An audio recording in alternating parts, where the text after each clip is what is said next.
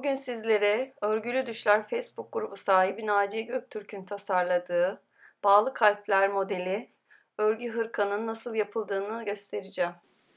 Bunun için kullandığım malzemeler Nako Elite Baby adında bir ip kullanacağım ve 4 numara şiş kullanacağım.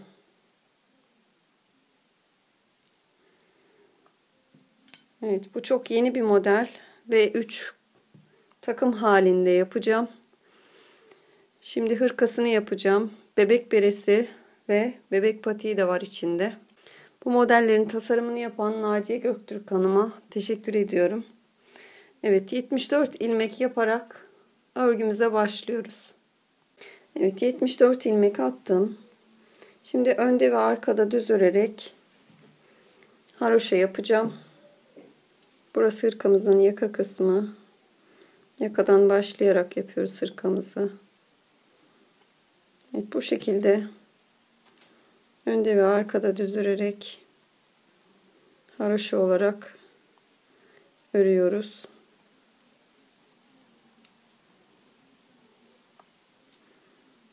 Evet, 3 sıra haroşa öreceğim ve ilk iliğimi açacağım. Evet, şu ipim sol tarafta, gördüğünüz gibi sallanan ipim. 3 sıra haroşa ördüm. Şimdi ilk iliğimi açacağım.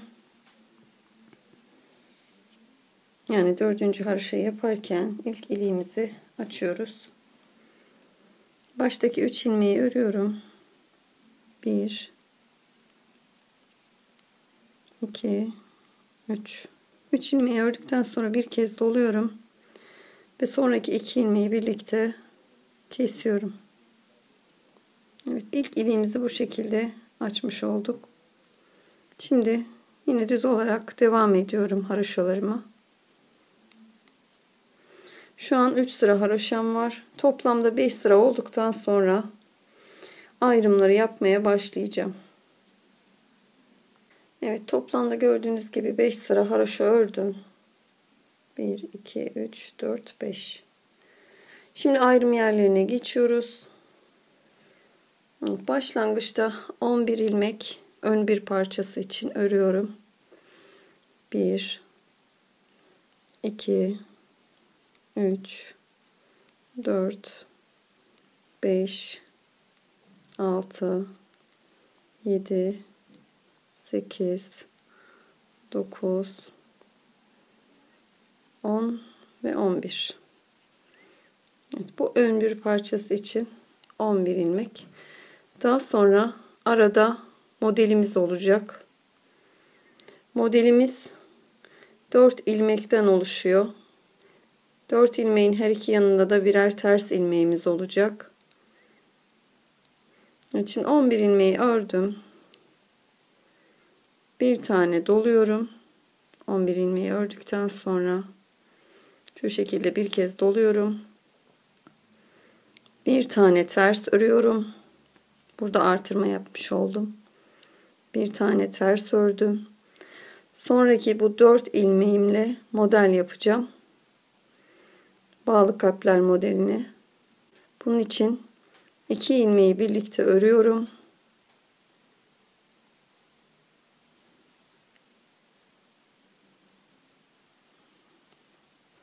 Yani 2 ilmeği birlikte kesiyorum. Evet, 2 ilmeği birlikte ördüm. 4 ilmeğimiz vardı. İkisini ördüm. Bir kez doluyorum. Daha sonraki üçüncüyü örmeden alıyorum. Ve dördüncüyü örüp üçüncüyü onun üstünden geçiriyorum. Burada model yapacağız. Daha sonra bir tane ters örüyorum. Ve bu bir tersten sonra tekrar doluyorum. Artırma yapıyorum yani. Daha sonra 6 ilmek düz örüyorum. 1 2 3 4 5 ve 6. Burası kol kısmı için. Yani ön bir parçası, ayrım yeri ve kol kısmı için 6 ilmek. Daha sonra yine ayrım kısmında olduğu gibi modeli yapıyorum. 6 ilmek ördüm, bir kez doluyorum bir tane ters örüyorum. Ve şu 4 ilmeğimle yine model yapıyorum. Baştaki 2 ilmeği birlikte kesiyorum. Kestim. Bir kez doluyorum. Daha sonraki ilmeği örmeden şişime alıyorum ve 4. ilmeği örerek 3.'yü onun üstünden geçiriyorum. Ve bir tane ters örüyorum ve bir doluyorum. Burası da yine ayrım yeri olmuş oldu. Daha sonra arka kısım için 16 ilmek düz örüyorum. 1 2 3 4 5 6 7 8 9 10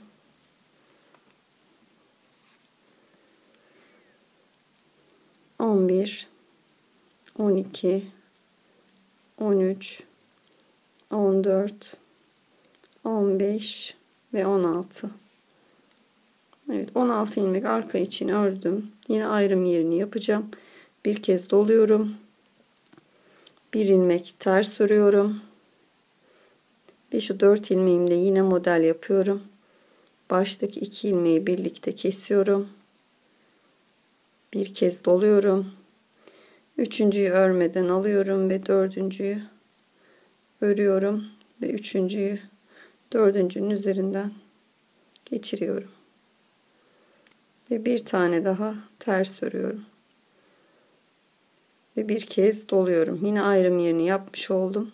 Tekrar diğer kol için 6 ilmek örüyorum. 1 2 3 4 5 ve 6. Evet, ayrım yerini yaptım. Tekrar diğer kol için 6 ilmek ördüm ve yine ayrım yerini yapacağım. Tekrar bir kez doluyorum. Bir tane ters örüyorum. Şu 4 ilmeğimle model yapıyorum. 2 ilmeği birlikte örüyorum. Birinci sırada hep bu şekilde yapacağız modelde. 2 ilmeği birlikte öreceğiz. Bir kez dolayacağız. 3.'yü örmeden alacağız.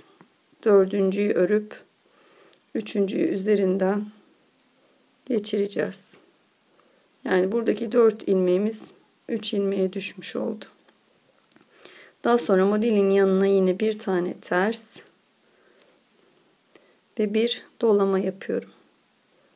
Daha sonra 11 ilmeği düz olarak örüyorum. 1 2 3 4 5 6 7 8 9 10 ve 11.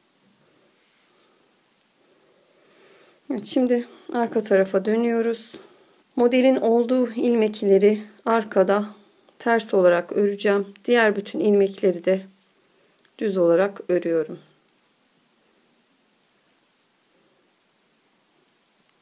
Şimdi modelin olduğu yere gelene kadar ilmeklerimi düz örüyorum. Örgü modeli 6 sırada oluşacak. Şu an ikinci sırayı yapıyoruz. Birinci sırada şu işlemleri yapmıştık. Şimdi ikinci sırada ise hiç artırma yapmadan sadece modeldeki ilmekleri ters olarak öreceğiz.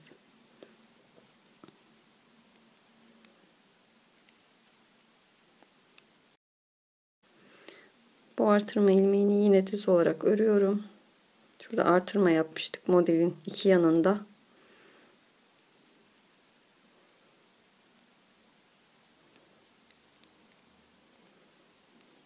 Açık artırma yapacağım. Evet, şimdi bir tane ters ilmeğim vardı. Bunu da yine düz olarak alıyorum. Evet, ortada modelin olduğu 3 ilmek var. Şu ortasında dolama ve kenarlarında gördüğünüz gibi bu ilmeği, bu 3 ilmeği ters olarak örüyorum. 1 2 ve 3. Bu ortadaki modelin olduğu deliklerle kenardaki delikleri karıştırmayalım. Bu kenardaki delikleri artırma yerlerini yani düz olarak örüyorum. Ama ortadaki modelin olduğu delikli kısmı 3 tane ters olarak örüyorum. Daha sonraki ilmekleri düz olarak örüyorum. Diğer modelin olduğu yere gelene kadar düz örüyorum. Evet, yine artırma yerine geldim. Görüyorsunuz iki kenarda artırma yerleri var. Ortada model var. Artırma yerlerini yine düz olarak örüyorum. Evet, modelin olduğu 3 ilmekteyim. Ortada delik var. Şu 3 ilmek. Bunları üçünü ters olarak örüyorum. 1 2 3. Yine artırma ilmekleri, bunları düz olarak örüyorum. Tekrar diğer modele gelene kadar düz olarak örüyorum.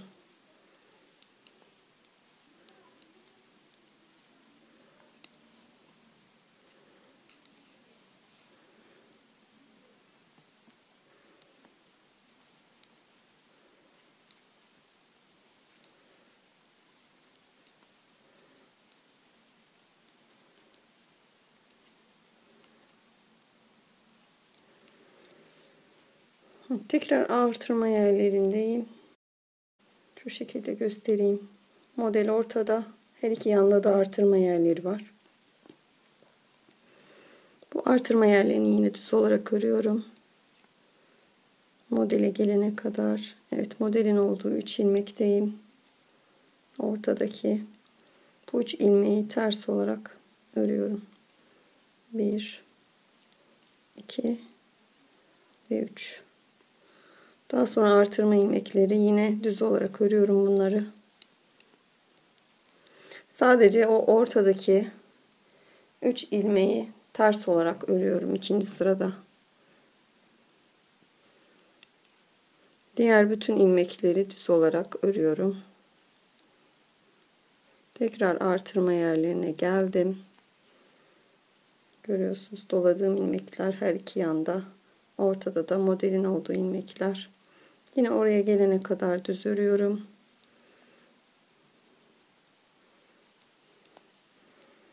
Ve ortada modelin olduğu 3 ilmek.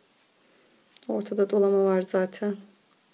Bu 3 ilmeği yine ters olarak örüyorum. 1 2 ve 3. Evet, diğer ilmekleri sıra sonuna kadar düz olarak örüyorum.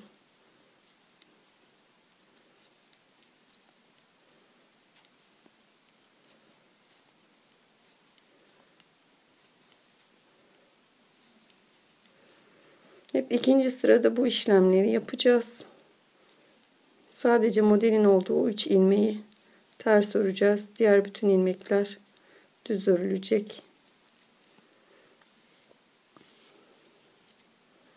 Evet, tekrar ön yüze geldim. Görüyorsunuz, ortada model var. Kenarlarda artırma yerleri var.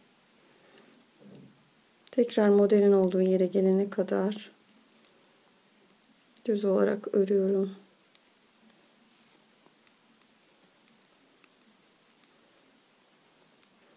Modelin her iki yanında ters birer ilmek var. Modelin sağında ve solunda.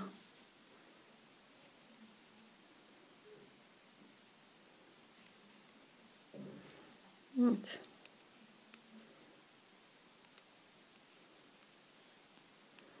Model şu anda görüyorsunuz, şu 3 ilmek. Her iki yanında da ters ilmekler var. O ters ilmeğe kadar ördüm. Görüyorsunuz. Bir ters burada, bir ters de burada. 3 tane de modelin ilmekleri. Şimdi bu tersi yapmadan önce yine bir kez doluyorum. Yani yine artırma işlemi yapıyorum. Ve bir tane ters örüyorum. Ve modelin olduğu 3 ilmek var. Burada şu işlemi yapıyoruz. 3. sıradayız. Birinciyi ördüm. Bir kez doladım. İkinciyi ördüm. Bir kez doladım. Ve üçüncüyü ördüm. Burada bu 3 ilmekte bu işlemi yapıyoruz. Ve şu anda 5'e çıktı ilmeklerimiz.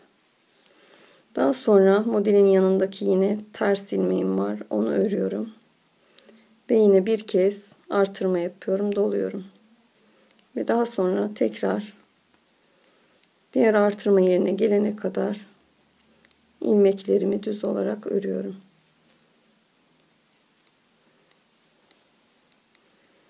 Evet, görüyorsunuz. Modelin her iki yanında birer ters ilmek var. Oraya gelene kadar düz olarak örüyorum. Şimdi o ters ilmeğin oradayım. O ters ilmeği yapmadan önce bir kez dolama yapıyorum. Daha sonra bir ters örüyorum. Ve modelin olduğu 3 ilmekteyim. Birinciyi örüyorum, doluyorum. İkinciyi örüyorum, doluyorum. Ve üçüncüyü örüyorum. Bir tane ters örüyorum. Ve yine tersten sonra bir kez doluyorum. Ve düz olarak devam ediyorum. Diğer artırma yerine gelene kadar. Evet, 3. sırada hep bu işlemi yapacağız. Yani model üzerinde. Birer ters ilmeğin her iki yanından artırma yapacağız.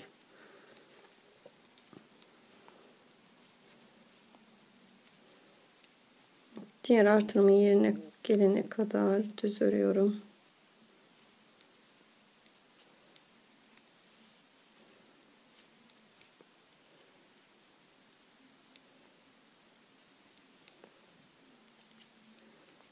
Evet. Gördüğünüz gibi şu ortadaki 3 ilmek modelin olduğu ilmek ve yanlarda birer tane ters ilmek. Yine bu ters ilmeği yapmadan önce bir kez doluyorum. Bir tane ters örüyorum. Ve 3 ilmek üzerinde birinci ilmeği örüyorum, doluyorum. İkinci ilmeği örüyorum, doluyorum. Ve üçüncü ilmeği örüyorum.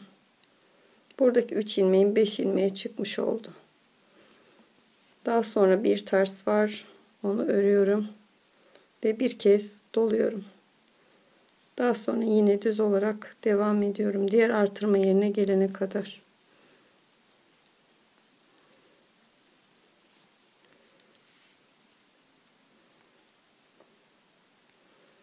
Evet, diğer artırma yerine geldim.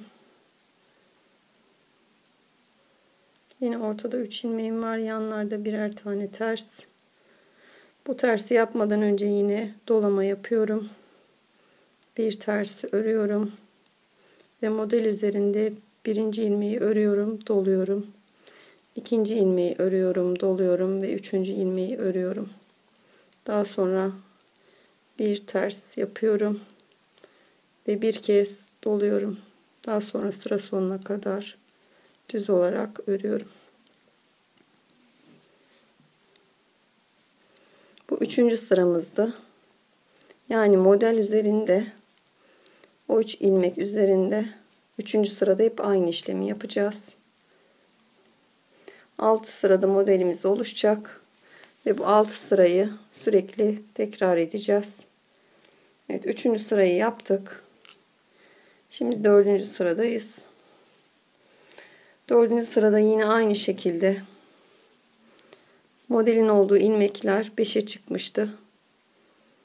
Oradaki 5 ilmek haricindeki ilmekleri düz olarak öreceğim. Evet, modelin olduğu yere gelene kadar düz olarak örüyorum.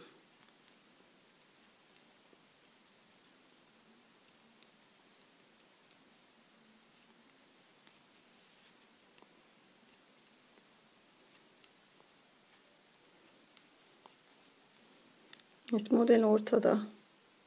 Bu kenarlardakiler artırma ilmekleri.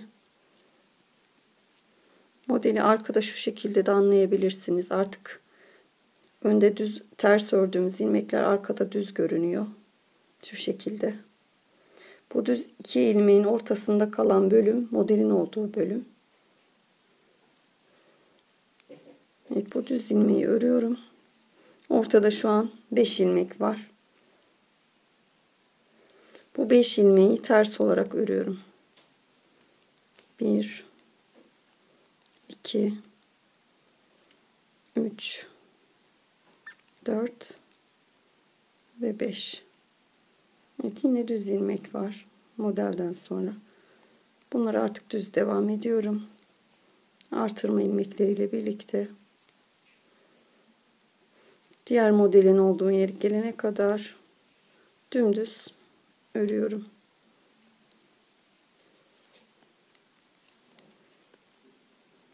Evet, yine artırma yerindeyim. Düz ilmeği görene kadar devam ediyorum. Düz ilmek var. Bu düz ilmeği yine düz olarak örüyorum. Ve iki düz ilmeğin arasında 5 tane modelin olduğu ilmek var. Bunları ters olarak örüyorum. 5 ilmeği ters örüyorum. 1 2 3 4 ve 5. Sonra görüyorsunuz düz ilmek var zaten. Ve artırma ilmekleri. Bunları yine düz devam ediyorum. Evet, 4. sırada da model üzerinde hep bu işlemi uygulayacağız. Yani 5 ilmeği ters örüyoruz. Diğer ilmekleri düz öreceğiz.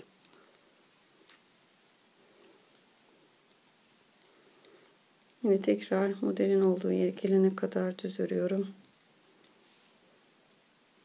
Evet, yine artırma ilmeklerine geldim. Görüyorsunuz iki yanda artırmalar var. Ortada modelimiz var. Modelimizi şu iki düz ilmeğin ortasında, oradan da anlayabilirsiniz. Evet, artırma ilmeklerini yine düz olarak örüyorum. Düz ilmeğin oradayım. Yine onu da düz örüyorum.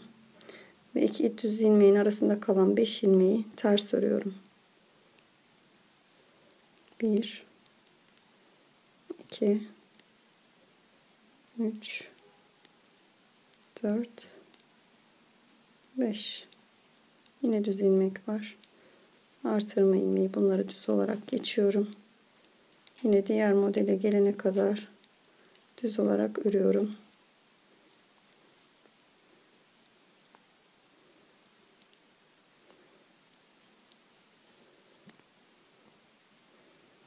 Evet, tekrar artırma ilmeklerindeyim.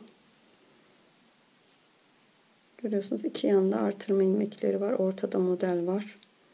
Şu iki düz ilmeğin arası model. Yine düz ilmeğe kadar düz örüyorum. Ve aradaki 5 ilmeği ters örüyorum. 1 2 3 4 5. Sonraki düz ilmek ve sıra sonuna kadar düz olarak örüyorum. Evet, 4. sıramızda bu şekilde. Dediğim gibi hep 6 sırayı tekrar edeceğiz.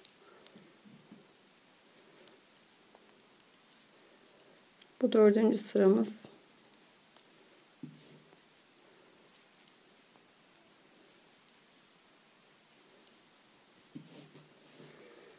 Evet, 4. sıramız bitti. Model görüyorsunuz ortada.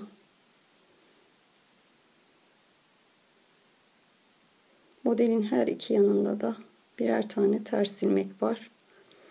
Artırmaları, yani dolama işlemini hep bu ters ilmeklerden bir önce ve bir sonra yapacağım. Ortada da modeli yapacağım. Şimdi 5. sırada nasıl yapıldığını göstereceğim. Yine artırma yerine gelene kadar düz olarak örüyorum.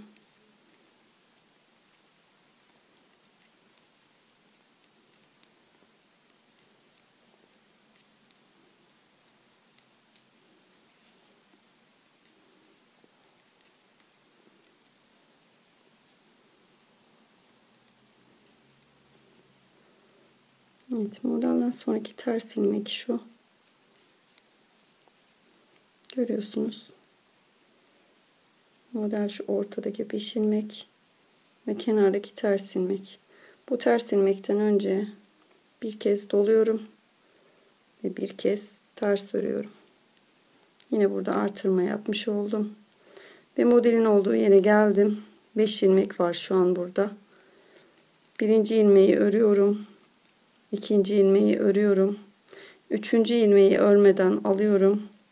Dördüncüyü örüyorum. Ve üçüncüyü dördüncünün üzerinden geçiriyorum. Ve beşinciyi örüyorum. Tekrar bu modeldeki ilmeklerimiz 4'e düşmüş oldu. 5. sırada hep bu işlemi yapacağız model üzerinde. Daha sonra bir ters ilmeğimiz var. Bunu yine ters olarak örüyorum. Ve yine bir kez doluyorum. Artırma yapıyorum. Yani bu ters ilmeklerin öncesinde ve sonrasında hep artırma işlemi yapacağım. Yani bu dolamayı yapacağım. Daha sonra yine devam ediyorum. Diğer artırma yerine gelene kadar.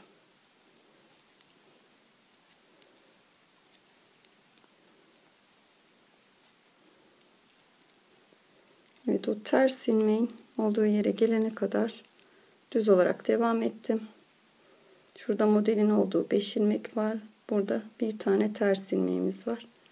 Yine bu ters ilmeği yapmadan önce bir kez doluyorum. Bir tane ters örüyorum. Ve modelimizin olduğu 5 ilmek var. Birinci ilmeği ördüm. İkinci ilmeği ördüm. Üçüncüyü örmeden alıyorum. Dördüncüyü ördüm. Ve üçüncüyü dördüncünün üzerinden geçiriyorum. Ve beşinciyi örüyorum. Gördüğünüz gibi yine 4'e düştü.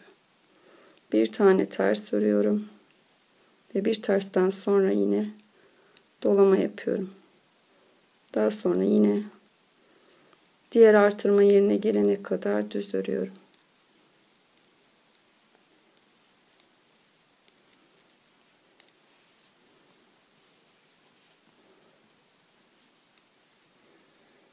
Evet, yine artırma yerindeyim. Modelin olduğu yer ve modelin hemen yanındaki bir ters ilmek. Bu ters ilmekten önce yine deliklerin olduğu yer zaten. Bir kez doluyorum. Bir tane ters örüyorum. Modelin olduğu 5 ilmek. Birinci ilmeği ördüm. İkinci ilmeği ördüm. Üçüncü ilmeği örmeden alıyorum. Dördüncüyü örüp üçüncüyü onun üstünden geçiriyorum ve beşinciyi örüyorum. Ve yine bir ters ve tekrar dolama. Ve yine düz olarak devam ediyorum.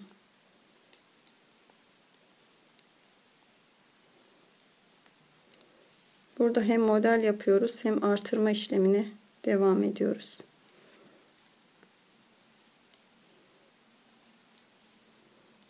Tekrar yine modelin olduğu yere gelene kadar örüyorum. Evet, modelden önceki ters ilmek. Ondan önce bir kez doluyorum. Bir tane ters örüyorum. Ve modelin olduğu 5 ilmek. Birinciyi örüyorum. İkinciyi örüyorum. Üçüncüyü örmeden alıyorum. Dördüncüyü örüyorum. Ve üçüncüyü onun üstünden geçiriyorum. Ve beşinciyi örüyorum.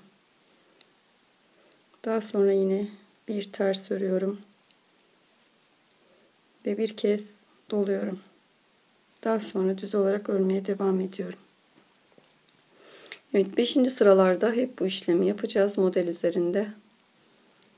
Artırmalara da yine devam edeceğiz.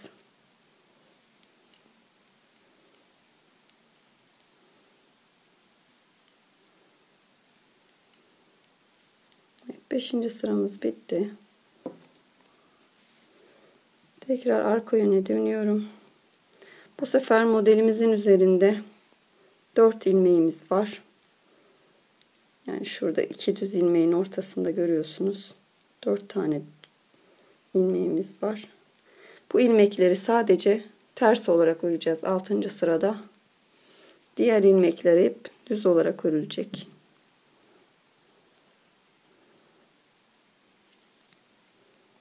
Yine modelin olduğu yere gelene kadar düz olarak örüyorum.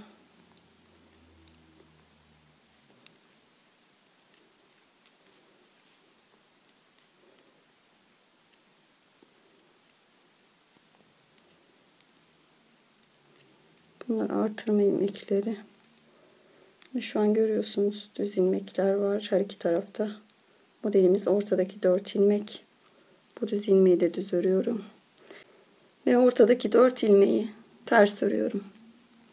1 2 3 4. Sonraki bütün ilmekleri diğer modele gelene kadar düz olarak örüyorum.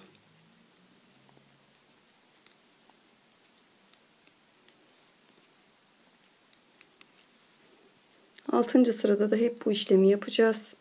Yani o 4 ilmeği arkada ters olarak örüyoruz. Tekrar modelin olduğu yere geldim. Görüyorsunuz düz ilmeklerin arasında kalan ilmekler. Düz ilmeği yine düz olarak örüyorum. Arada kalan 4 ilmek, bunları ters olarak örüyorum. 1 2 3 4. Daha sonra yine düz olarak devam ediyorum. Evet, bu şekilde modelin olduğu 4 ilmekleri ters öreceğim. Diğer ilmeklerse düz olarak örmeye devam edeceğim ve bu sırayı tamamlayacağım. Modelimizin son halini göstereceğim. Dediğim gibi 6 sırada bu modelimiz oluşmuş oluyor. Şimdi tekrar bu 6 sırayı tekrar yapacağız. Yani birinci sıradan başlayacağız. Tekrar birinci sırayı gösteriyorum. Dediğim gibi bu 6 sırayı tekrar ederek üst üste modelleri oluşturacağız. Şimdi yine birinci sıradan başlıyoruz. Modelin olduğu yere gelene kadar düz örüyorum.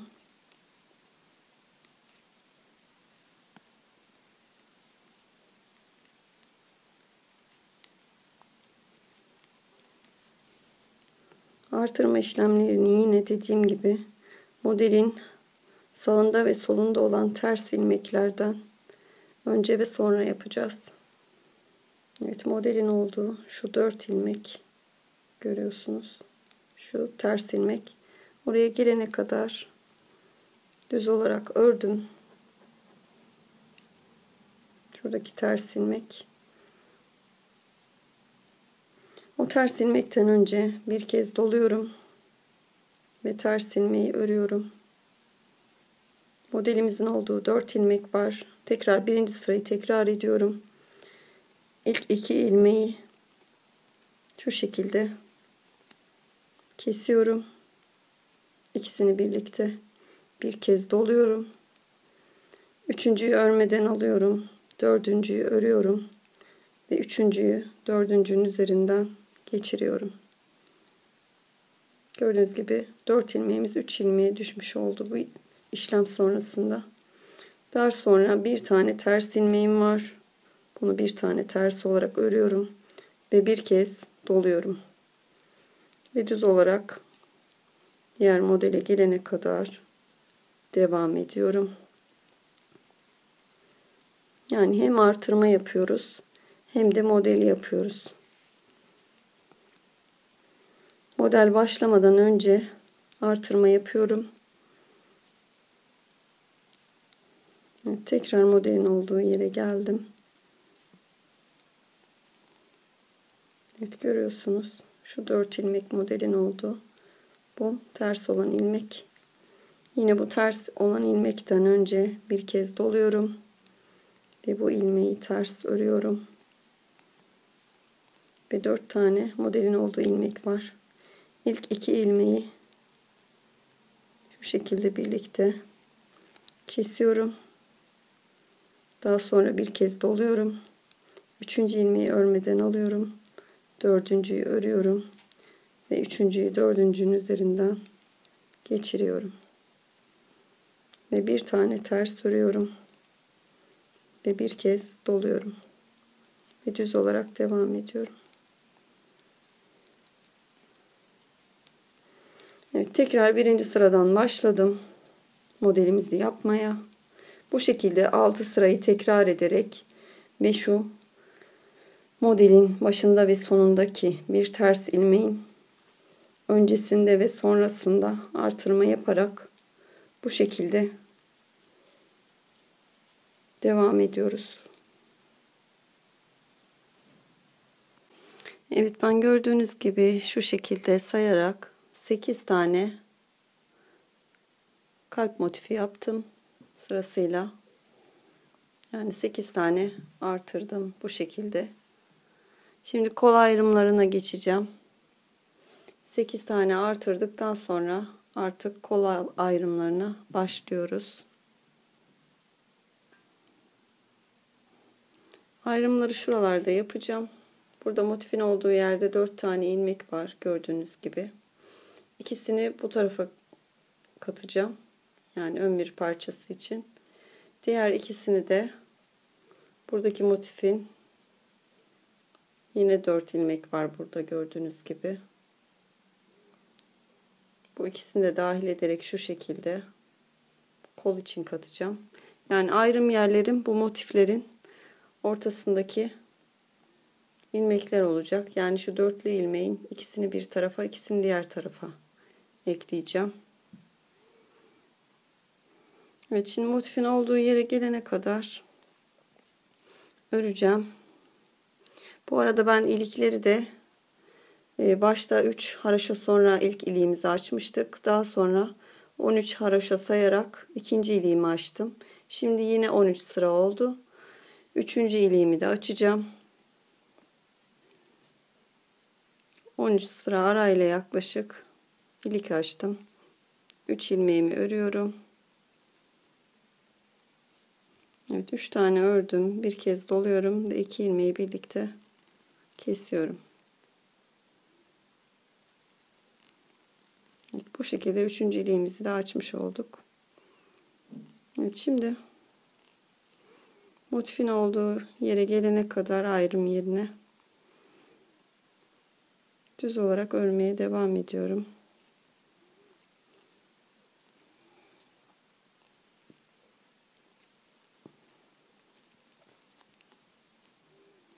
Şu an ön bir parçasını örüyorum.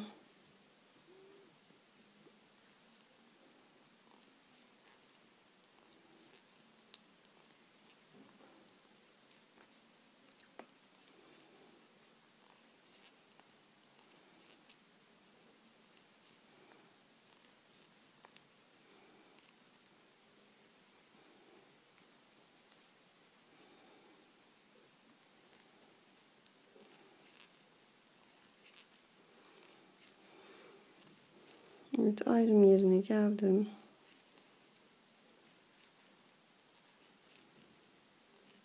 Bu motifimizin olduğu yerde 4 tane ilmeğimiz var gördüğünüz gibi. Bunun 2 ilmeğini ön tarafa alıyorum ön bir parça için. Daha sonra bu ilmeklerimi bekleteceğim ve kola diğer şişimle devam edeceğim. Çünkü ilk önce kollarını öreceğim hırkamızın. Daha sonra gövde kısmını öreceğim. Evet, diğer 2 ilmeğimi diğer şişime alarak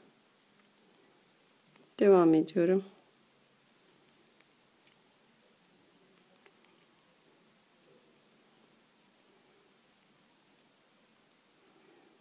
Diğer motifin olduğu yere gelene kadar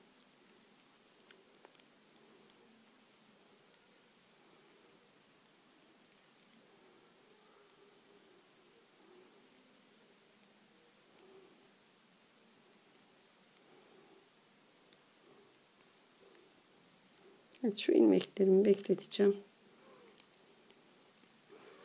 Şuraya gelene kadar bu ortadaki 2 ilmekleri çünkü kola dahil edeceğim. Buraya gelene kadar düz olarak örmeye devam ediyorum. Evet, gördüğünüz gibi düz olarak ördüm. Yine motifin olduğu yerdeyim. Dörtlü ilmeklerim. 2 tanesini örüyorum. Ayrım yerim burası. Diğer ikisini arka tarafa dahil edeceğim. Daha sonra yine bu ilmeklerimi de beklemeye alacağım. Şu an kol ilmeklerini almış oldum. Şu an toplamda 60 ilmek var burada.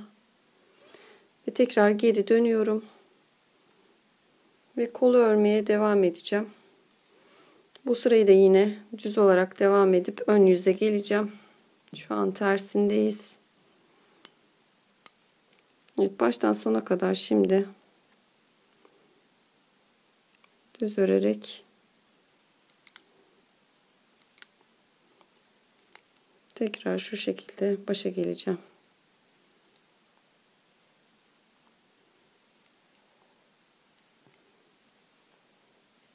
Evet, bu şekilde sıra sonuna kadar düz örüyorum. Başına kadar geldim. Tekrar ön yüze dönüyorum. Şimdi burada kollarda yine aynı modelimizden yapmaya devam edeceğiz.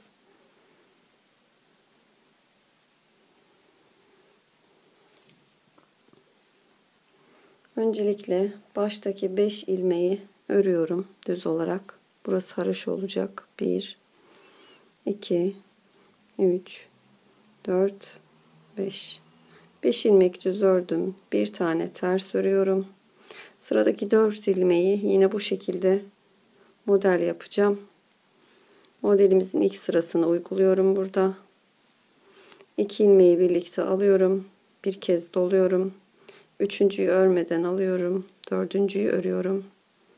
Ve üçüncüyü dördüncünün üzerinden geçiriyorum. Bir tane ters örüyorum. 5 tane haroşa yapıyorum. 1 2 3 4 5 bir tane ters örüyorum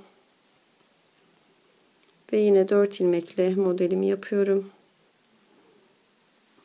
2 ilmeği birlikte örüyorum, bir kez doluyorum, üçüncüyü örmeden alıyorum, dördüncüyü örüyorum ve üçüncüyü dördüncünün üzerinden geçiriyorum. Bir tane ters, 5 tane haroşa. 1 2 3 4 5 bir tane ters, yine 4 ilmeği model yapıyorum. 2 ilmeği birlikte kesiyorum, bir kez doluyorum, üçüncüyü örmeden alıyorum, dördüncüyü örüyorum ve üçüncüyü dördüncünün üzerinden geçiriyorum. Bir tane ters ve 5 haroşa.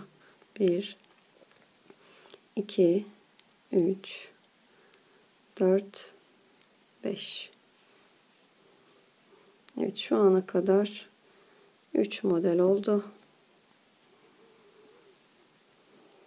Devam ediyorum.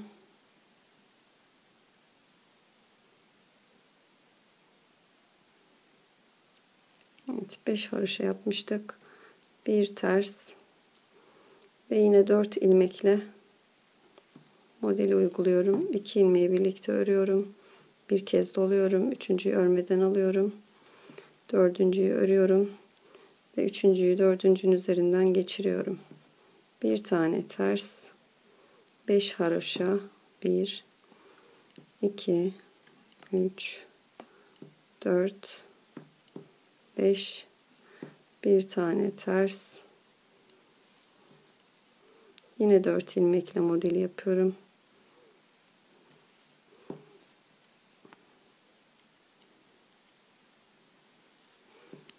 İki ilmeği birlikte kesiyorum, bir kez doluyorum, üçüncüyü örmeden alıyorum, dördüncüyü örüyorum ve üçüncüyü dördüncünün üzerinden geçiriyorum.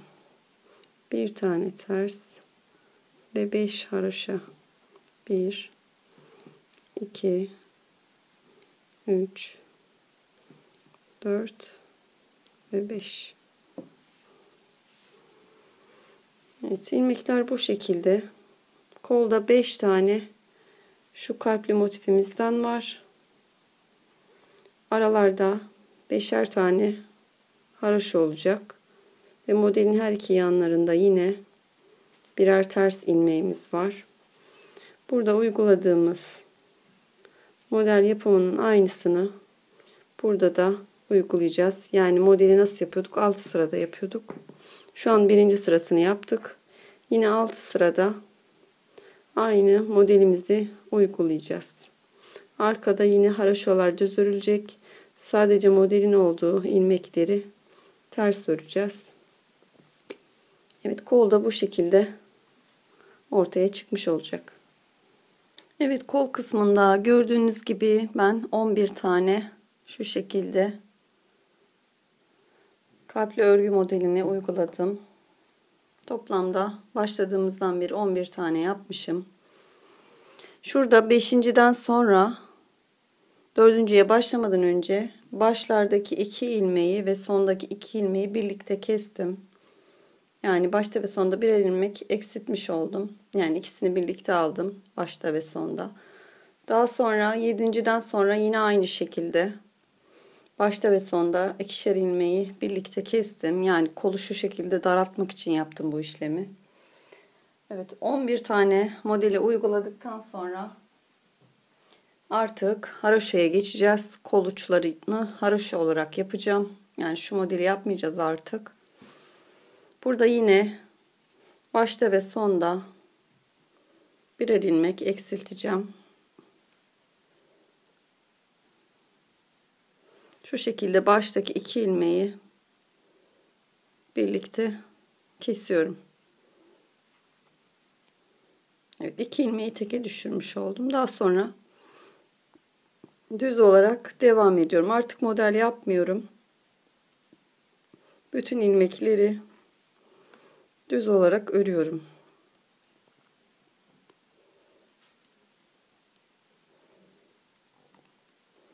Yani kol uçları için haroşa yapacağız. Önde ve arkada artık düz öreceğiz bütün ilmekleri.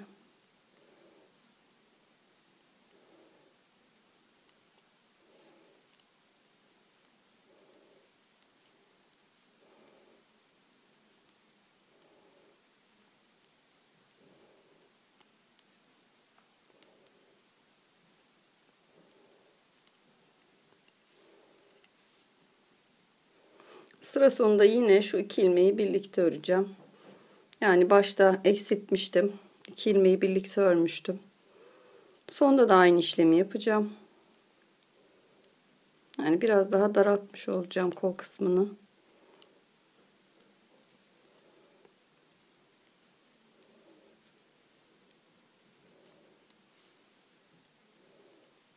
Evet, gördüğünüz gibi bütün ilmekleri düz olarak örüyorum. Artık model yapmıyorum. Modellerin yanındaki tersleri de düz olarak örüyorum.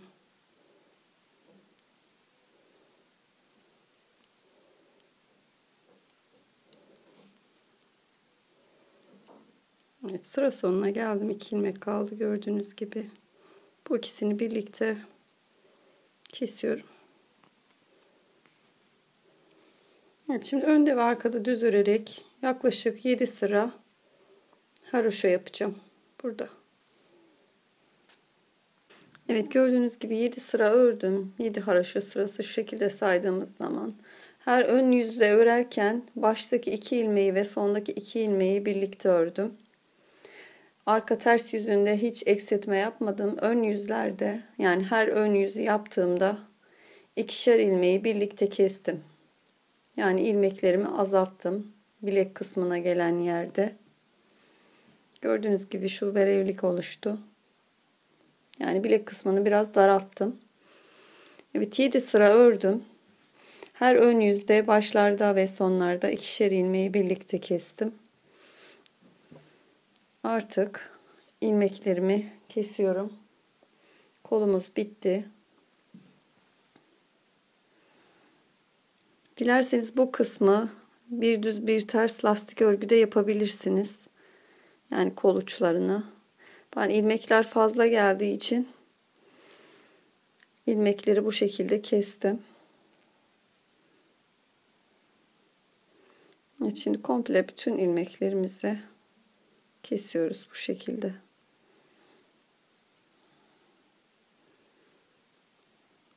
Evet, sıra sonuna kadar bu şekilde kesiyoruz. Evet, kolumuzun son hali bu şekilde. Yani birleştirdiğimiz zaman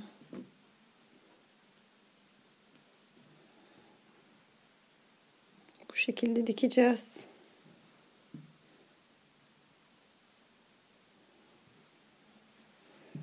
Kolumuzun bitmiş hali bu. Şimdi ön bir parçasını örmüştük burada. Daha sonra kol kısmına geçmiştik ve devam etmiştik. Şimdi arka kısımdan devam edeceğim. Birinci kolumuz bitti. Hemen şuraya ipimi geçireceğim.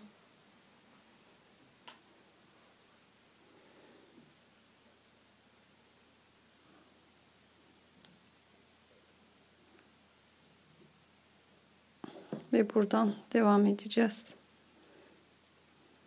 2 tane düğüm atıyorum.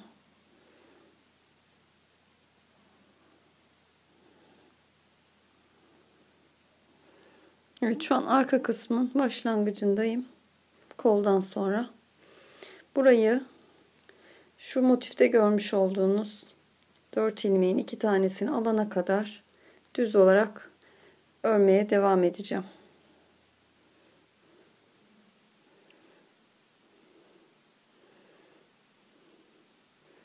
Çünkü bunları da bekleteceğim için şurada görmüş olduğunuz diğer misinalı şişimle devam edeceğim. Çünkü arka kısımda bekleyecek. Diğer kol kısmına geçeceğim. Evet, şimdi arkaya başladım.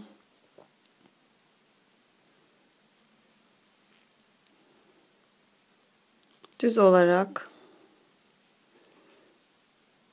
diğer modelin olduğu yere gelene kadar örüyorum.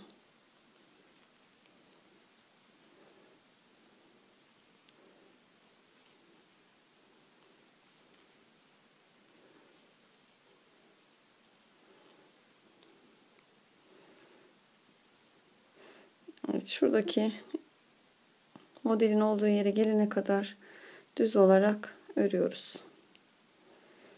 Evet, gördüğünüz gibi modelin olduğu yerdeyim. Oradaki 4 ilmekteyim. Şimdi 2 tanesini arkaya dahil edeceğim. Evet, 2 tanesini ördüm. Daha sonra bu ilmekleri beklemeye alacağım. Sonraki 2 ilmekten itibaren diğer motifteki 2 ilmeğe kadar tekrar burada kol kısmını öreceğim ve kola devam edeceğim. Tekrar diğer şişime geçiyorum. Buradan itibaren diğer motifin olduğu yere gelene kadar düz olarak örüyorum. Aynı diğer kolda yaptığımız gibi önce kolu ayırıyoruz. Daha sonra şu motifleri yapmaya başlayacağız.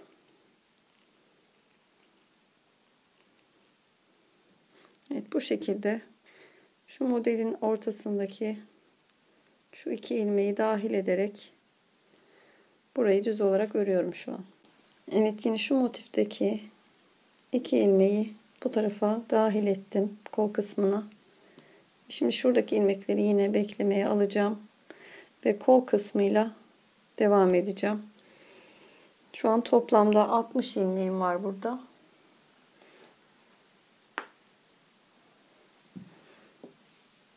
Şimdi tersindeyiz. Yine baştan sona kadar düz öreceğim ve tekrar ön yüze geldiğimizde modelleri uygulamaya başlayacağız. Evet, bu şekilde sıra sonuna kadar düz örüyorum. Evet, tekrar ön yüzdeyim. Gördüğünüz gibi. Şimdi modelimizi kuracağız. Aynı diğer kolda olduğu gibi. İlk başta 5 ilmek örüyoruz. 5 tane haroşa var. 1, 2, 3, 4, 5. Bir tane ters. Sıradaki 4 ilmekle modelimizi yapıyoruz. İlk 2 ilmeği birlikte kesiyorum. Bir kez doluyorum. Üçüncüyü örmeden alıyorum. Dördüncüyü örüyorum. Ve üçüncüyü dördüncünün üzerinden geçiriyorum. Bir tane ters örüyorum.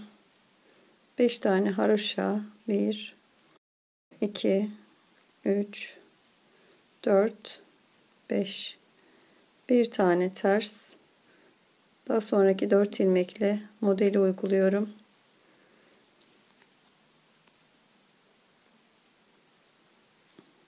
İki ilmeği birlikte kesiyorum. Bir kez doluyorum. Üçüncüyü örmeden alıyorum. Dördüncüyü örüyorum. Ve üçüncüyü dördüncünün üzerinden geçiriyorum. Bir tane ters. Ve 5 tane haroşa. 1 2 3 4 5. Bir tane ters. Sıradaki 4 ilmeği yine modeli uyguluyorum. 2 ilmeği birlikte örüyorum. Bir kez doluyorum. Üçüncüyü örmeden alıyorum. Ve dördüncüyü örüyorum. Ve üçüncünün üzerinden geçiriyorum. Daha sonra yine bir ters.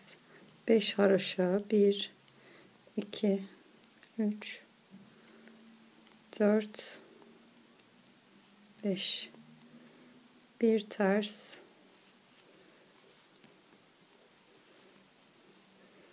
Yine modeli yapıyorum 4 ilmekle. 2 ilmeği örüyorum. Bir kez doluyorum. Üçüncüyü örmeden alıyorum. Dördüncüyü örüyorum. Ve üçüncüyü dördüncünün üzerinden geçiriyorum. Bir ters. 5 haroşa. 1 2 3 4 5.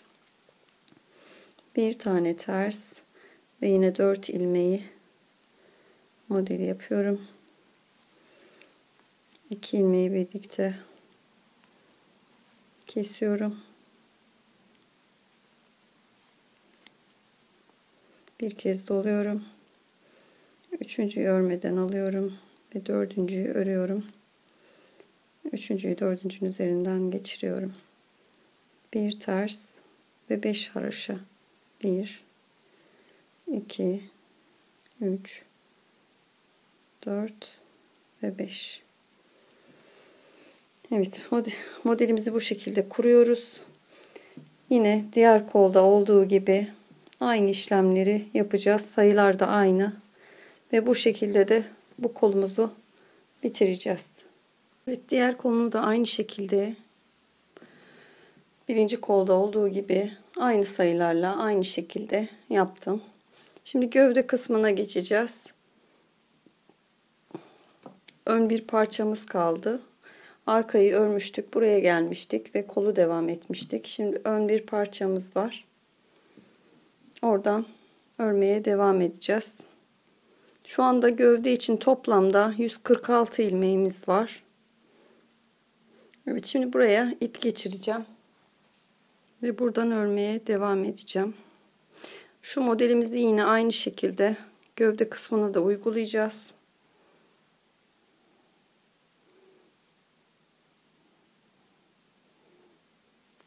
Evet, önce ipimizi bağlıyorum 2 kere.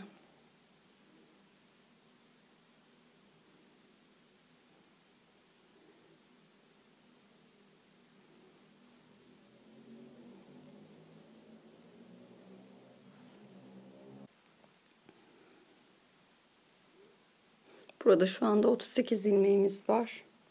Arkada 70 ve diğer önde de 38 ilmeğimiz var.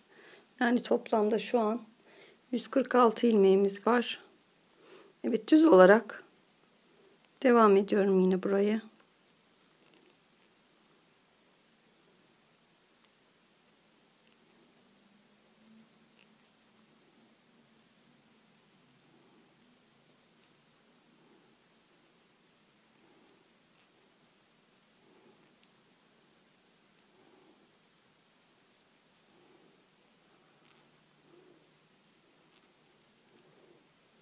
Önün son parçasındayız.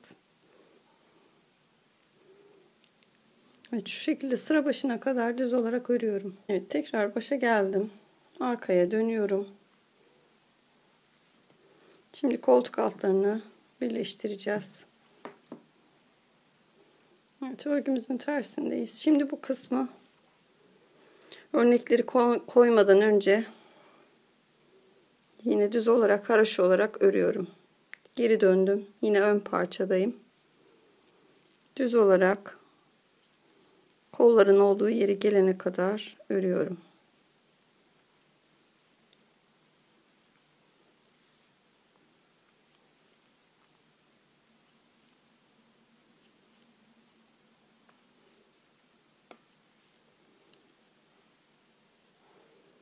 Evet, kolun olduğu yere geldim. Gördüğünüz gibi ön bir parçasını geri döndüm ve kolun olduğu yere geldim.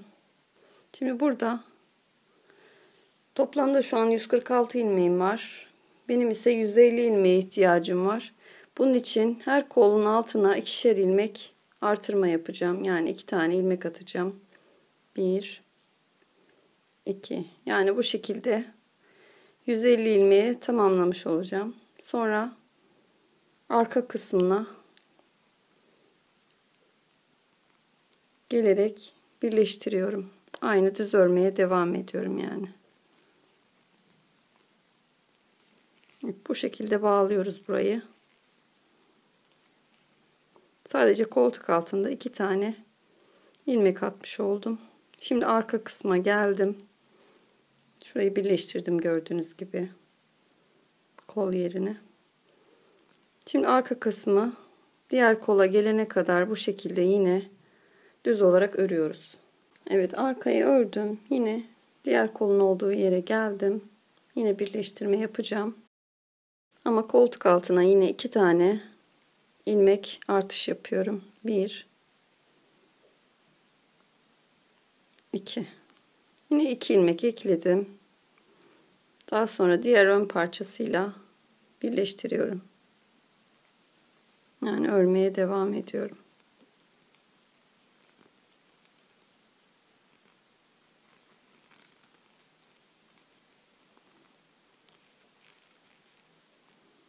Yine bu şekilde diğer ön parçası da bitene kadar düz olarak örüyorum.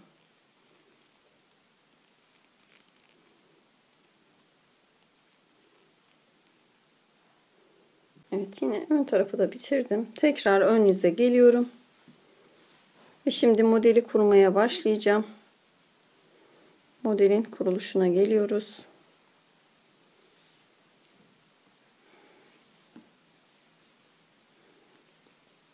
Yani gövde kısmımızda da yine aynı modelimizi yapacağız. Evet, şimdi modele başlıyoruz. İlk başta 6 tane haroşa yapacağım yine.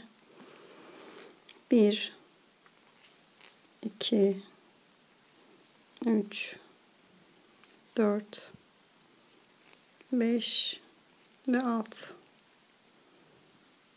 Evet, ilk başta 6 haroşa yaptım. Şimdi bir ters örüyorum. Ve sıradaki 4 ilmekle modeli yapıyorum. Modelimiz 6 sıradan oluşuyordu. Şimdi ilk sırayı yapıyoruz. 2 ilmeği birlikte örüyorum. Bir kez doluyorum. Üçüncüyü örmeden alıyorum ve dördüncüyü örüyorum. Ve üçüncüyü dördüncünün üzerinden geçiriyorum. Bir tane ters örüyorum. 5 tane haroşa yapıyorum. 1 2 3 4 5. Daha sonra yine bir tane ters örüyorum.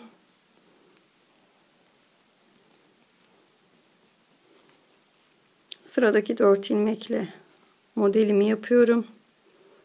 2 ilmeği birlikte örüyorum. Bir kez doluyorum. Üçüncüyü örmeden alıyorum ve dördüncüyü örüyorum. Üçüncüyü dördüncünün üzerinden geçiriyorum. Bir tane ters örüyorum. 5 tane haroşa yapıyorum. 1 2 3 4 5. Yine bir tane ters örüyorum.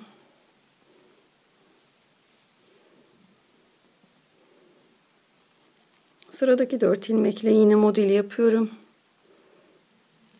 2 ilmeği birlikte örüyorum. Bir kez doluyorum. Üçüncüyü örmeden alıyorum. Dördüncüyü örüyorum. Üçüncüyü dördüncünün üzerinden geçiriyorum. Bir tane ters örüyorum. 5 tane haroşa yapıyorum. 1 2 3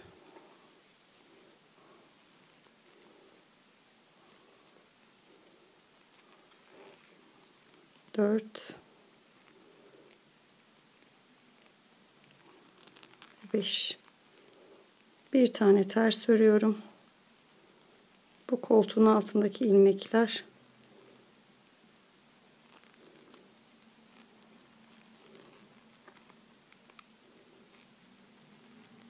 Evet, bir tane ters ördüm. Sıradaki 4 ilmekle yine modelimi yapıyorum. 2 ilmeği birlikte örüyorum. Bir kez doluyorum. Üçüncüyü örmeden alıyorum. Ve dördüncüyü örüyorum. Üçüncüyü üzerinden geçiriyorum. Bir tane ters. Ve 5 tane haroşa. 1 2 3 4 5. Yine bir tane ters.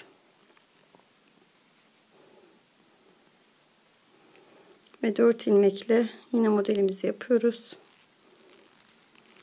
2 ilmeği birlikte örüyorum. Bir kez doluyorum. Üçüncüyü örmeden alıyorum. Dördüncüyü örüyorum ve üçüncüyü dördüncünün üzerinden geçiriyorum. Bir tane ters ve 5 haroşa. 1 2 3 4 ve 5. Yine bir tane ters. Yani aynı işlemi tekrar ediyorum. Bir model, bir 5 haroşa. Evet, bir tane ters ördüm. Yine 4 ilmekle modeli yapıyorum. 2 ilmeği birlikte örüyorum. Bir kez doluyorum. Üçüncü ilmeği örmeden alıyorum. Dördüncüyü örüyorum. Ve üçüncüyü dördüncünün üzerinden geçiriyorum. Bir ters. Yani modelin her iki yanında hep birer tane ters var. 5 tane haroşa.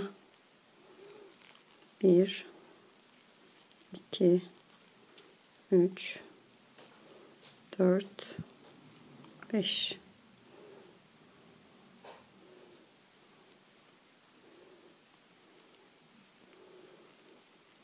Ve bir tane ters ve 4 ilmekle yine modeli yapıyorum. 2 ilmeği birlikte örüyorum. Bir kez doluyorum. Üçüncüyü örmeden alıyorum ve dördüncüyü örüyorum. Ve üçüncüyü dördüncünün üzerinden geçiriyorum.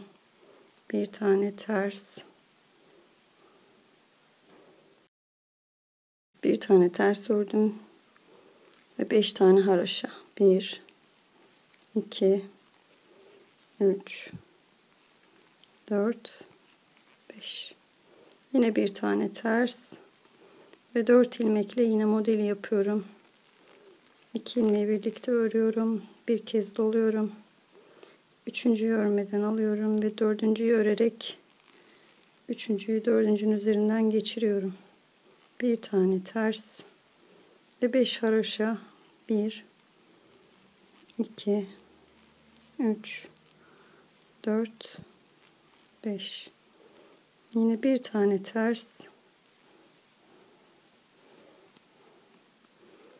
ve yine 4 ilmekle modeli yapıyorum.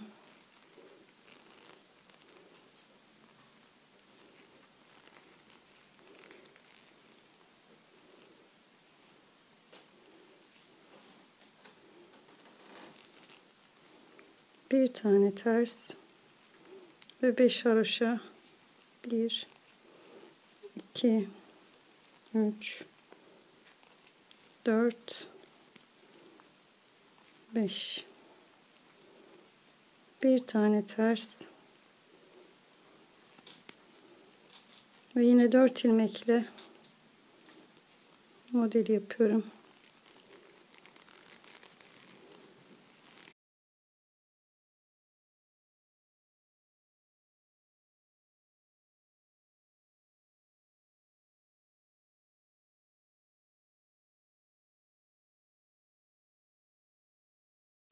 Tam koltuk altının olduğu yerdeyim. Modeli yaptım. Bir tane ters.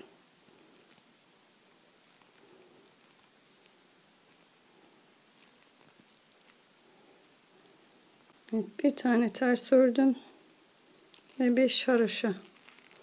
1 2 3 4 5. Bir tane ters.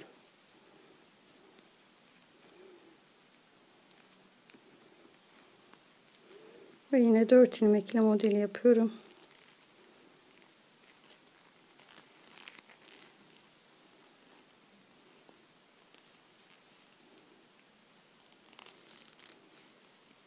Yine bir tane ters ve 5 haroşa. 1 2 3 4 5. Bir tane ters.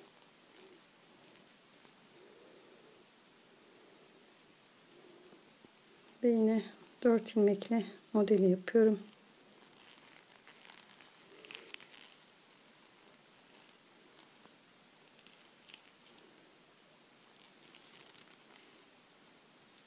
Bir tane ters ve 5 haroşa.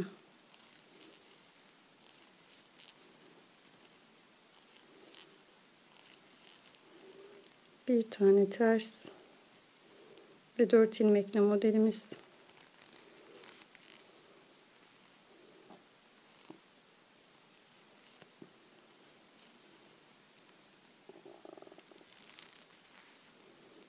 Bir tane ters ve sonda 6 ilmeğimiz kaldı. Bunları yine haroşa. Yani başta ve sonda sadece 6 haroşamız var. Aradakiler hep 5 haroşa. Evet, örneğimizin kurulumu bu şekilde. İlk sıramız bu şekilde. Şu an toplamda 13 tane modelimiz var gövdede. Bu şekilde örmeye devam ediyoruz. 6 sırayı tekrarlıyoruz. Evet, ben gövdeyi ördüm. Şu modelimizi gördüğünüz gibi buradan itibaren saydığımız zaman 12 tane yaptım. Yani 12 tane model uyguladım aşağıya kadar. Başlangıçtan şu ana kadar. Ve ilikleri de yaklaşık 14-15 haroşa arayla açtım. Gördüğünüz gibi. Evet, şimdi artık modelimizi yapmayacağız. 5 sıra haroşa öreceğim. Yani hırkamızın kenar haroşasını öreceğim. Önde ve arkada düz örerek artık model uygulamayacağım. Önde de arkada da düz örgü yaparak 5 sıra haroşa öreceğim.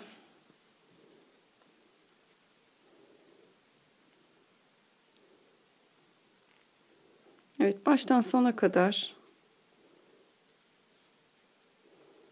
düz örgü örüyoruz önde ve arkada. 5 sıra haroşa yapıp ilmeklerimizi keseceğiz.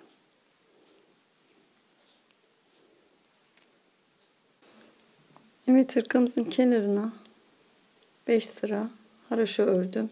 Önde ve arkada düz örerek 5 sıra haroşa yaptım.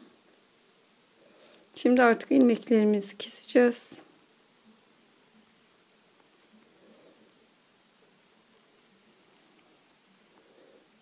Birinci ve ikinci ilmeği örüyorum. Birinci üzerinden geçiriyorum. Kesme işlemini bu şekilde yapacağız.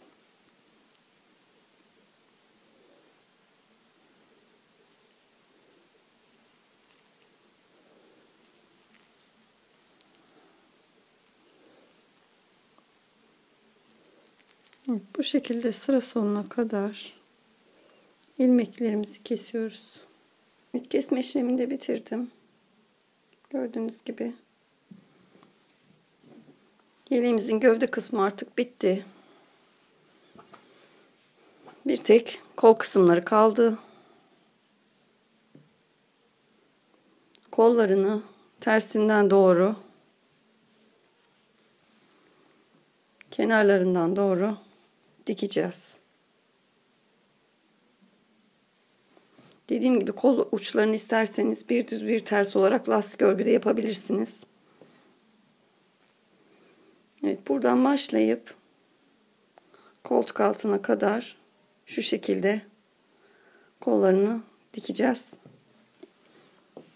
Ve hırkamız bitmiş olacak. Evet, hırkamızın kollarının birleştirmesini bitirdim. Gördüğünüz gibi iç taraftan doğru iki ucunu da birleştirdim. Şu şekilde düğmelerini de ekledim. Artık hırkamız bitti. Şimdi hırka için ölçü vermek istiyorum. Evet, hırkamızın genişliği yaklaşık 31 santimetre. Beden genişliği. Boyu da 37 santimetre. Benim tahminimce 2 yaş 4 yaş arası giyilebilir. Yani 2 yaşla 4 yaş arası uygundur. Evet, hırkamız bu şekildeydi. Erkek için de kız için de olan bir model. Her ikisi için de kullanılabilir. Evet, öncelikle bu tasarımı tasarladığı için Naciye Göktürk Hanım'a çok teşekkür ediyorum. Çekeceğim diğer videolardan haberdar olmak için abone olmayı unutmayın. İzlediğiniz için teşekkür ediyorum.